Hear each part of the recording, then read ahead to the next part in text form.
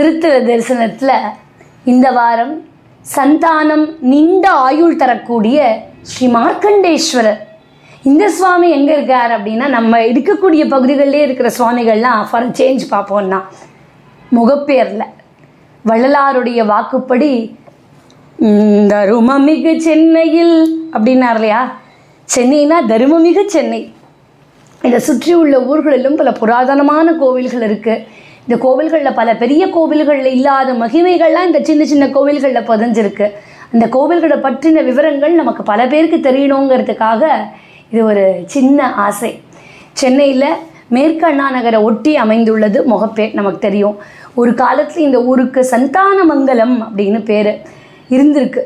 அந்த பேர்லேருந்து தமிழாக்கம் பண்ணப்பட்டு மகப்பேறு அப்படின்னு வந்து தற்பொழுது அப்படியே மாறி மாறி மாறி மாறி முகப்பேர் அப்படின்னு மாறியிருக்கு. இந்த ஊரினுடைய முகப்பில் இருந்த ஏரியினுடைய பெயரால் முகப்பேரி அப்படின்னு அழைக்கப்பட்டு அதுக்கப்புறம் முகப்பேர் அப்படின்னு மாறிவிட்டது அப்படின்னு சொல்கிறார்கள். முகப்பேர் பாரதிதாசன் நகரில் 2வது வீதியில் அமைந்துள்ள மார்க்கண்டேஸ்வரர் கோவில் தான் இன்றைக்கு நாம் தரிசனம் பண்ணக்கூடிய கோவில்.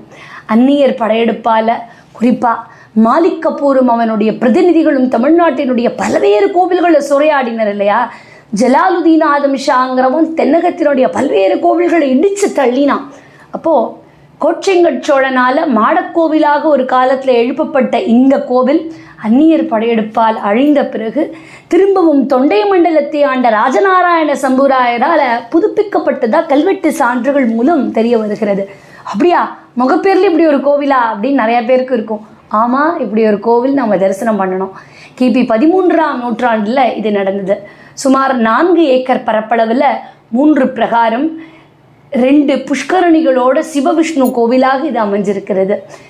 பிறகு ஒரு காலத்தில் அப்படி இருந்திருக்கு. அதுக்கப்புறம் என்ன நடந்ததோ தெரியல. இயற்கை சீற்றத்தினால் அழிந்துதான், மற்றொரு படையெடுப்பு வந்துதான் தெரியல. எப்படி வேலூர் ஜலகண்டேஸ்வருடைய கோவிலுக்கு ஏற்பட்ட நிலைமை தான் இங்கேயும் அதே மாதிரி. இன்று கோவிலுடைய 4 ஏக்கர் நிலம் காணாமலே போய்விட்டது. அந்நியர் படையெடுப்பை விட நம்மளோட படையெடுப்பு ஜாஸ்தியாக இருக்கே. கோவிலுடைய பல்வேறு பகுதிகள் பல குடியிருப்பாக மாற நேரில் ஒரு தினம் போய் பார்க்கணும். கோவிலினுடைய நிலை பற்றி உங்களுக்கே புரியும். இறைவனுடைய கருவறைக்கு நேர கோவிலுக்கு வர வழியே இல்லை. மேற்கு பக்கம் ஒரு வழி, கருவறைக்கு பின்புறம் அமைஞ்சிருக்கு. இப்படி ஒரு அற்புதமான கோவில் இது. ஆக்சுவலி தற்பொழுது நாம் கூவம் அப்படின்னு சொல்கிறோம் இல்லையா, இந்த நதி ஒரு காலத்தில் சுமார் 100 வருஷங்களுக்கு முன்னாடி தூய்மையாக இருந்தது. இதுக்கு வந்து பேரே உண்டு, கிழப்பாலாறு அப்படின்னு சொல்லப்படக்கூடிய விருத்தக்ஷீரத்திலேயே தக்கோலத்தில் கூவம் நதியோடு அது சேருகிறது. இந்த நதி பாலி நதி அப்படின்னு சேக்கிழாரால் பெரிய புராணத்திலேயே புகழப்பட்டது. இந்த நதிக்கு பக்கத்தில் தான் திருவேற்காடு, கோயம்பேடுங்கிற குச்சலவபுரி, முகப்பேறு போன்ற தலங்கள்லாம் அமைஞ்சிருக்கு. இன்றைக்கும் முகப்பேருடைய கிழக்கு பகுதி திருமங்கலம் அப்படின்னு அழைக்கப்படுகிறது இல்லையா. கோவிலுடைய கருவறை தூங்கானை மடம் கோவில் போல கஜபிருஷ்ட அமைப்பை சேர்ந்தது. கருவறை கிழக்கு நோக்கி இருக்கு. சிவலிங்கம் பத்மபீடத்தோடு அமைஞ்சிருக்கு. இவருக்கு மார்க்கண்டேஸ்வரர் அப்படிங்கிற சிதானந்தேஸ்வரர் அப்படிங்கிற 2 பெயர்கள். கருவறை வாயிலா இருபுறமும் துவாரபாலகர்கள் அலங்காரம் பண்ண சிவலிங்கத்தினுடைய தலையில் நாகாபரணம் அணிவிக்கப்பட்டிருக்கு. பின்புறம் பிரபையோடு அழகாக அலங்காரம் பண்ணப்பட்டு நேர்த்தியாக இருக்குது.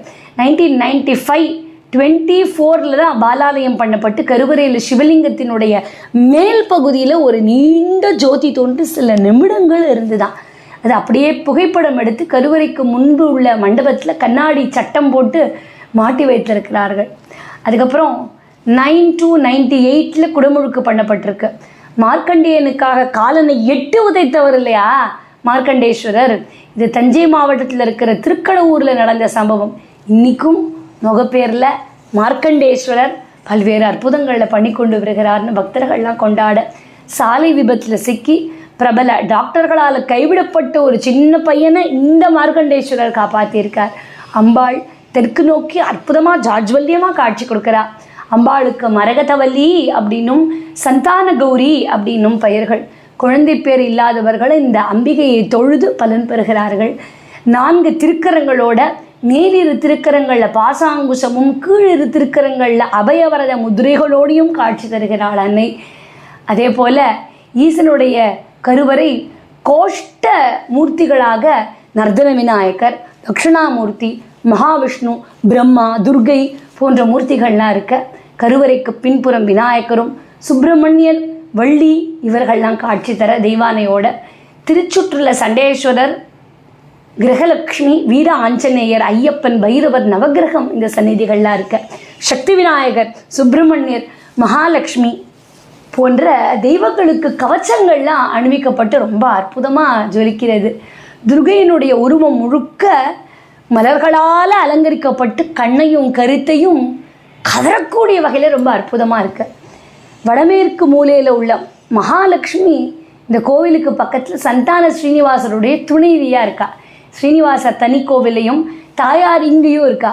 ஸ்ரீனிவாசர்னால இந்த கதை தானே. பெருமாள் கோவிலில் தனியாக ஒரு தாயாரை பிரதிஷ்டை பண்ணியிருந்தா கூட பழைய மூர்த்தியான இந்த மகாலட்சுமி விக்கிரகம் இங்கு கிடைச்சதா சொல்கிறார்கள். இங்கே ஆரம்பிக்கப்பட்ட பொழுது சிவவிஷ்ணு ஆலயமாக தான் இருந்திருக்கு. பூமியிலிருந்து தோண்டிய பொழுது ஸ்ரீனிவாசர் விக்கிரகம் கிடைத்ததாகவும் அவருக்கு தனி கோவில் ஏற்பட்ட கொஞ்ச காலத்திலேயே மகாலட்சுமி சிலை இங்கே கிடைச்சதாகவும் சொல்கிறார்கள்.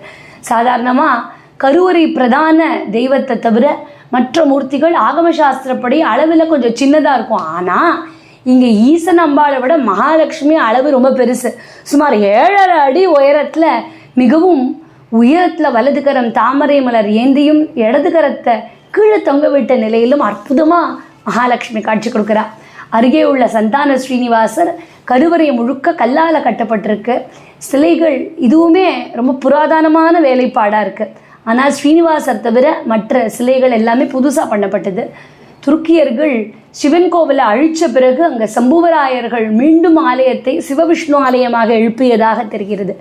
இந்த கோவிலை பற்றி ஒரு நிறையா பேர் சுவாரஸ்யமாக கட்டுரைகள்லாம் எழுதியிருக்கிறார்கள்.